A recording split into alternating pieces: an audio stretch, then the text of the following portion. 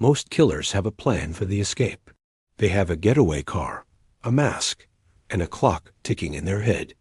But the man who entered the Miyazawa home on December 30th, 2000, didn't want to leave. After he used a sashimi knife to turn a family home into a slaughterhouse, he didn't run into the night. He turned on the heater. He opened the fridge. He sat at the family's desk and surfed the internet while the bodies of his victims grew cold just feet away. He stayed for 10 hours. He treated the crime scene like a vacation home. He left his DNA, his bloody clothes, and his fingerprints everywhere. And yet, he is the most successful ghost in the history of crime. Welcome to the Black Box Files. Lock your doors. It might not matter. He didn't come for money. He came for the experience. He climbed a tree, crawled through a second-story window, and started with the youngest. 6-year-old Ray was strangled in his sleep. The father, Mikio, fought back. He died on the stairs. The mother and daughter were last. The killer's knife broke during the struggle, so he didn't stop. He went to the kitchen, grabbed a second blade, and finished the job with a ferocity that stunned the Tokyo police. But the horror wasn't the ending of life. The horror was what the killer did in the silence that followed. Imagine the sun coming up on New Year's Eve. The killer is still there. He ate 4 tubs of ice cream and a melon. He sat at Mikio's computer and tried to buy theater tickets. He even took a nap on the sofa, using the family's clothes as a pillow. He was so comfortable that he stripped off his own blood-soaked sweater and left it neatly folded on the floor, putting on a fresh shirt from the family's laundry. He wasn't hiding. He was living their life. The investigation was a forensic gold mine that turned into a leaden nightmare.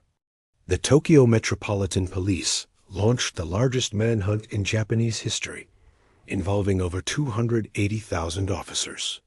They didn't just have fingerprints. They had the killer's entire outfit left behind like a shed skin. They found sand in his pockets that was traced to a specific beach in California. They had his DNA, proving he was of mixed East Asian and Southern European descent. They even knew his blood type and exactly what he ate for his final meal. But as the years turned into decades, the trail went cold. It was as if the killer was a glitch in the census, a man who didn't exist in any database, held no passport, and left no paper trail. He gave the police every piece of himself except his name, mockingly proving that you can hold a man's blood in your hand and still never truly touch him. Why hasn't he been caught? The theories aren't just scary, they're gruesome. Theory 1, the biosoldier. The DNA found at the scene shows the killer had a specific maternal line common in Europe and a paternal line from Asia. His movements were mechanically efficient. Some believe he was a foreign military deserter or a sleeper agent who suffered a psychotic break. He didn't run because he was trained not to fear the scene of a kill. Theory 2, the collector.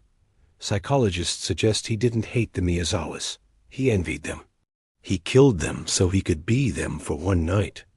The ice cream, the internet, the nappet was a ritual of consumption. He ate their food to absorb their lives. Theory 3, the underground surgeon.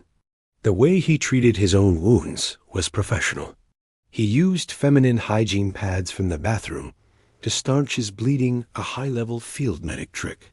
This suggests the killer is someone who deals in blood daily. A man who sees a human body as nothing more than wet clay. The house was eventually torn down, but the DNA remains in a freezer in Tokyo. Somewhere out there, a man in his 40s or 50s is walking the streets.